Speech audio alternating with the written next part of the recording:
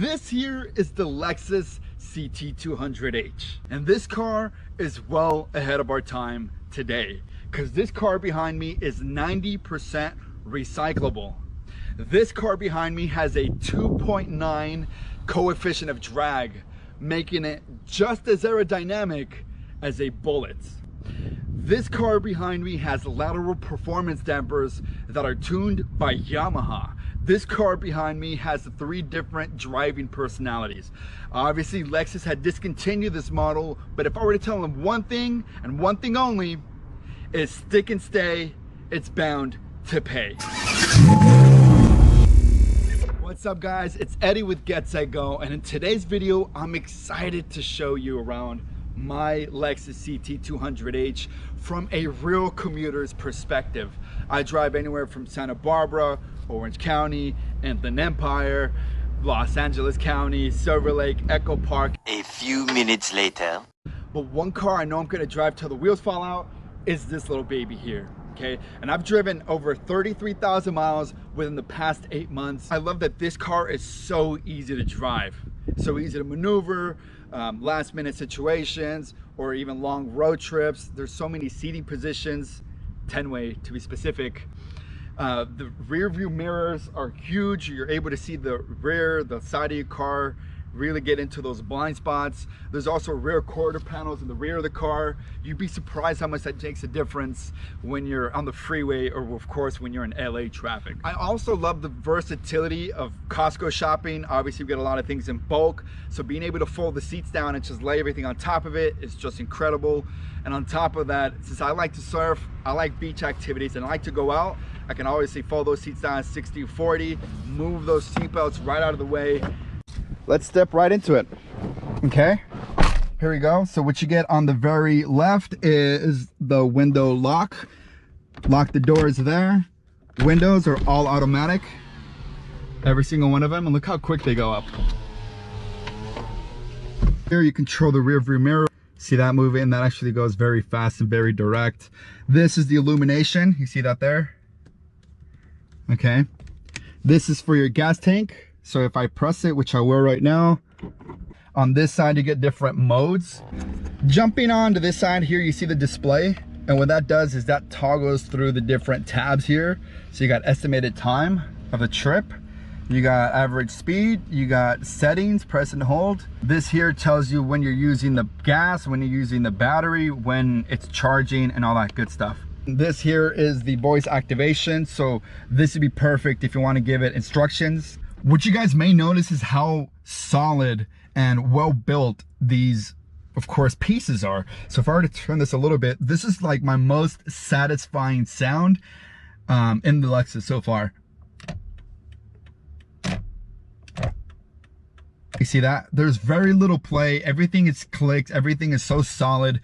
Here we go, high beam. The navigation up here. Right here is the climate controls. Here is the radio, actually right here. And then here are the different driving modes, which again, we'll get into that in a bit, right? Heated seats. This is the cursor right here. This is kind of like a mouse that you use on your computer. Let me back up here. See that? Boom, boom. All right. This feature here tilts it. So you got 1, 2, 3, 4 different tilt modes. You have the option, the option to close it completely. So let's close it for now.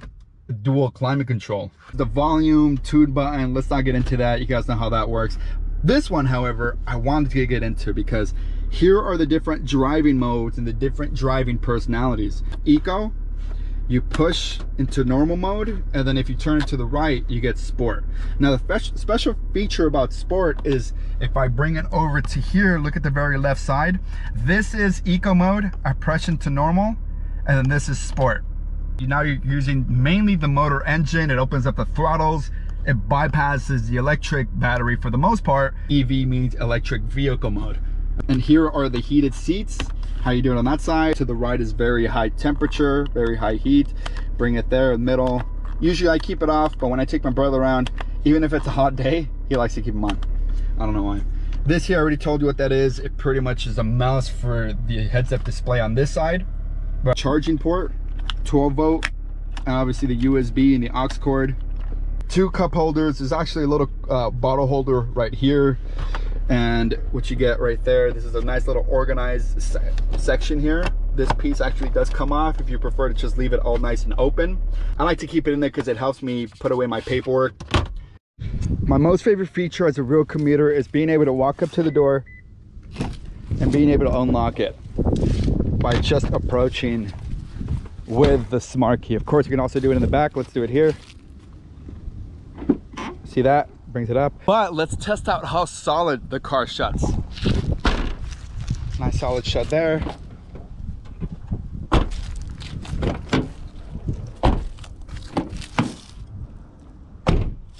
What gives this car great turning is the independent rear wishbones in the back, the McPherson struts in the front. It has a low roof line with a tapered edge in the back.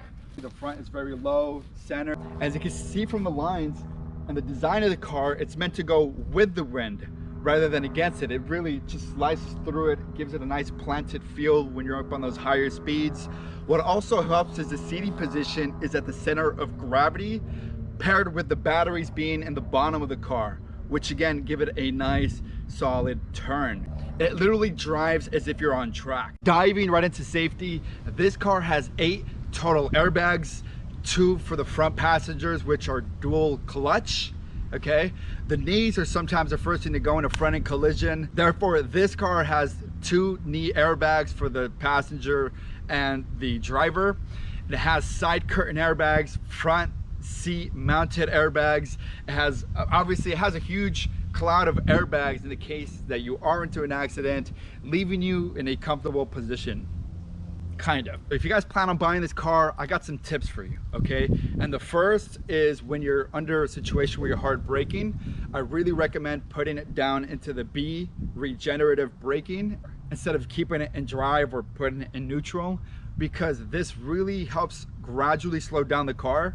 And also I notice it doesn't pitch forward as much when you're in that setting. Second tip is to clean that EGR valve often. And the third, this car takes 87 octane. There's no reason to go up, more premium, 91. Doesn't really matter with this car. Obviously it's a Toyota engine, so it's best that you should stick with the manufacturer's. So here we are, we're on the test drive. Right now we are going about 20 miles an hour on a very rough terrain on Michelin AS3 Plus. These are ultra high performance tires, which means you're gonna feel the road more, but with these dampers, you really don't feel much. Let's roll the windows up. There's dips, there's cracks, it's all that kind of stuff in this road here. Now I'm going 30 miles an hour. As far as for my camera settings, I did take it off what's called hyper smooth, which gives it a gimbal-like effect. What it essentially does, it controls the camera stability. So again, I took that off. All right, so 35 miles, 45 miles.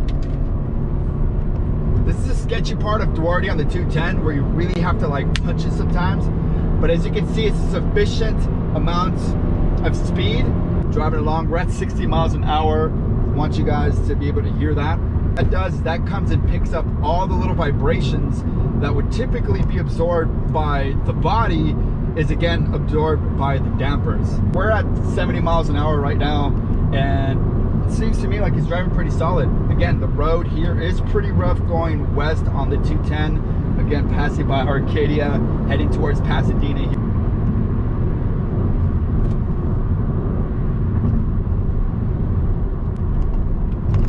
Now that we're slowing down, let's put some music on. Show you guys how loud this thing is. She's on fire, she's so hot.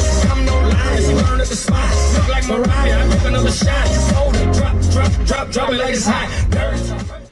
Okay, so clearly I'm a big fan of the CT200H. However, I don't want to paint this perfect picture without explaining to you guys some of its shortcomings, okay?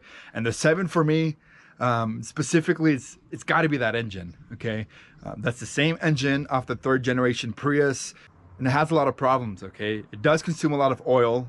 It is an Atkinson cycle engine, which means that it spits out the exhaust, and what it does, it repurposes the exhaust and heat by sucking it back up into the engine, which leads into the problem of the EGR valve getting clogged.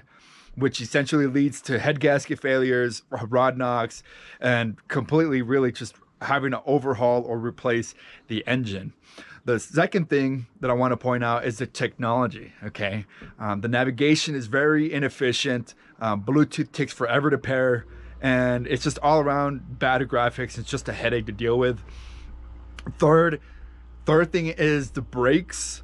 What I find, especially if I'm braking over like a rough terrain, a rough surface, is that the stability control starts kicking in and it really shoots me further off than really where I expected to be. The next is the placement of the parking mode and the EV mode. What's happened to me several times is I'm driving along, I forget something at home, I drive back, I hit park, walk in the house, only to find that my car is taking off without me, right? Obviously, nothing as bad has happened, yet at least, but what tends to happen is I hit the EV mode thinking I'm in park mode, because again, they're this close to each other, it's the same size button, and it's hard to decipher when you're always in a rush like me. The next is the rear headroom. I'm 5'10" myself, and I've had people taller than me, and obviously you have to crouch over to really fit in there. And I get it, that's part of the design, that's part of what makes it cool, that's part of what makes it low and makes it handle well, but it would have been nice to see some more headroom in the back. Next is ventilated seats. I would like to see some ventilated seats, but I'm assuming because it's the new Lux leather, you can't really put pores in there because it might rip easy. I don't know. But what I do know is on a hot day like today, it'd be nice to get some ventilated seats in there. So if you guys like this in-depth review of my CT200H, let me know in the comments what you think. Did it talk you out of it? Did it talk you into it? Are you considering this? Are you still gonna buy the Prius? Let me know in the comment section. I got more videos like this coming up, so consider subscribing.